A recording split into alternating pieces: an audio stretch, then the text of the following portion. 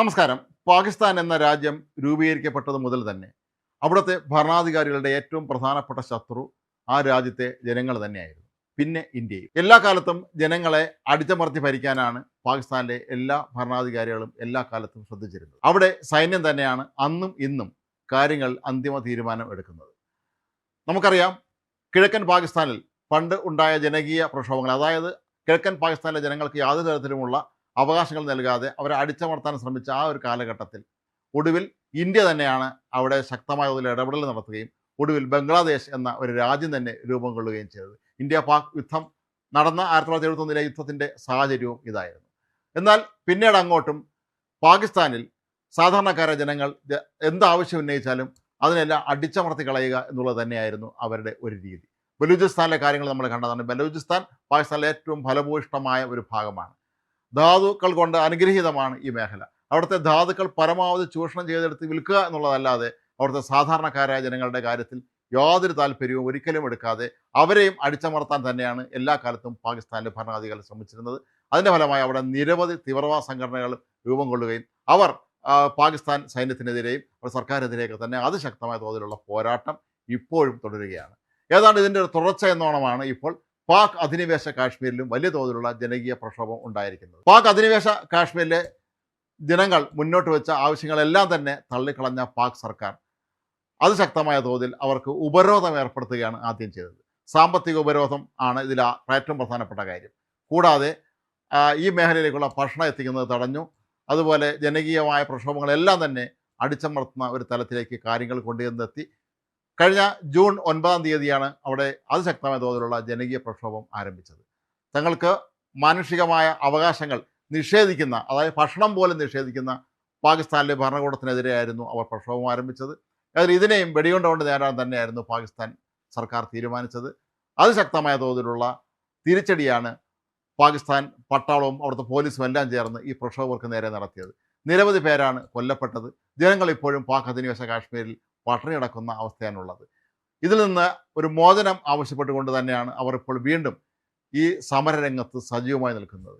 ഇക്കാര്യത്തിൽ ഇപ്പോൾ ഇന്ത്യ ഇടപെടണം എന്ന നിലപാടിലേക്ക് പോലും അവിടുത്തെ ചില സംഘടനകൾ, അതായത് പ്രക്ഷോഭം നടത്തുന്ന ജനകീയ സംഘടനകൾ എത്തിയിരിക്കുകയാണ്. ഇന്ത്യൻ അതിർത്തിയിലേക്ക് ഒരുപക്ഷെ അവരെത്താനുള്ള സാധ്യതയും തള്ളിക്കളയാൻ കഴിയുകയില്ല.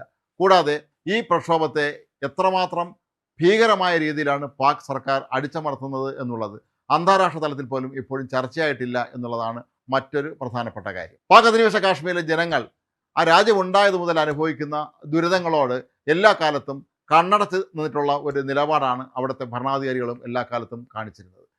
അതുകൊണ്ട് തന്നെയാണ് അവിടുത്തെ ജനങ്ങൾ ഒടുവിൽ നിവൃത്തിയില്ലാതെ പ്രക്ഷോഭത്തിനൊരുങ്ങുന്നത്. ബലൂചിസ്ഥാനിലെ പോലെ ഇവിടെയും പ്രക്ഷോഭങ്ങളെ അടിച്ചമർത്താൻ തന്നെയാണ് അവരുടെ നീക്കം. ബലൂചിസ്ഥാനിൽ ഒരു വലിയ വിഭാഗം തീവ്രവാദ പ്രസ്ഥാനങ്ങൾ ശക്തമാണ്. അതുകൊണ്ട് തന്നെ അവർ ആ രീതിയിലും സർക്കാരിനെ നേരിടുന്നുണ്ട് എങ്കിൽ പോലും ആ പാക് അധിനിവേശ കാശ്മീരിൽ തങ്ങളുടെ സ്വാതന്ത്ര്യത്തിനോ അവകാശങ്ങൾക്കും വേണ്ടി പോരാടുന്ന ജനകീയ സംഘടനകളും കൂടുതലും അവിടെ ഉള്ളത്. അതുകൊണ്ട് തന്നെയാണ് ഇക്കാര്യത്തിൽ ഇന്ത്യയുടെ ഇടപെടൽ, ഇന്ത്യ ഇക്കാര്യത്തിൽ തങ്ങളെ സഹായിക്കണം എന്നുള്ള ആവശ്യവുമായി ഇപ്പോൾ അവിടുത്തെ പല ബഹുജന പ്രസ്ഥാനങ്ങളും മുന്നിലെത്തിയിരിക്കുന്നത്. ഏതായാലും ഇത് അടിയന്തരമായി തന്നെ പരിഹരിക്കപ്പെടേണ്ട ഒന്നാണ് എന്നുള്ളത് ഉറപ്പാണ്. കാരണം പാക് അധിനിവേശ കാശ്മീർ നടക്കുന്ന ഒരു സംഭവങ്ങൾ ഇപ്പോൾ പുറത്തു പോകുന്നില്ല. അതിൻ്റെ പ്രധാനപ്പെട്ട കാരണങ്ങൾ അവിടെ ഇൻ്റർനെറ്റിന് വിലക്കേർപ്പെടുത്തി കഴിഞ്ഞിരിക്കുന്നു. അതുപോലെ അവിടെ നിന്നുള്ള ഒരു വാർത്തകളും മാധ്യമങ്ങൾക്ക് നൽകാനും കഴിയാത്ത അവസ്ഥയാണ് ഉള്ളത്. നമുക്കറിയാം, പാകിസ്ഥാനിലെ ഏറ്റവും പ്രധാനമായ ഡോൺ എന്ന മാധ്യമ സ്ഥാപനത്തെ 2000 അവരുടെ ലൈസൻസ് വരെ സസ്പെൻഡ് ചെയ്യുന്ന നടപടികളിലേക്ക് പാക് സർക്കാർ പോയിരുന്നു. പാകിസ്ഥാനിൽ ശരിക്കും അവിടെ ഒരു സർക്കാർ ഉണ്ടോ എന്ന് ചോദിച്ചാൽ ഉണ്ടെന്ന് മാത്രമേ പറയാൻ കഴിയുകയുള്ളൂ. പാക് സേനാ മേധാവിയായ അസീം മുനീർ തന്നെയാണ് എല്ലാ കാലത്തെയും പോലെ ഇപ്പോഴും ആ രാജ്യത്തെ നയിക്കുന്നതും ഇയാൾ തന്നെയാണ് കാര്യങ്ങൾ തീരുമാനിക്കുന്നത്. ഇറാനും അമേരിക്കൻ തമ്മിൽ യുദ്ധത്തിന് മധ്യസ്ഥ പറയാൻ നടക്കുന്ന പാകിസ്ഥാൻ ആകട്ടെ സ്വന്തം രാജ്യത്തെ ജനങ്ങളെ കൂട്ടക്കൊല ചെയ്യുന്നവരാണ് എന്ന് പണ്ട് മുതലേ തന്നെ തെളിയിക്കപ്പെട്ടതാണ്.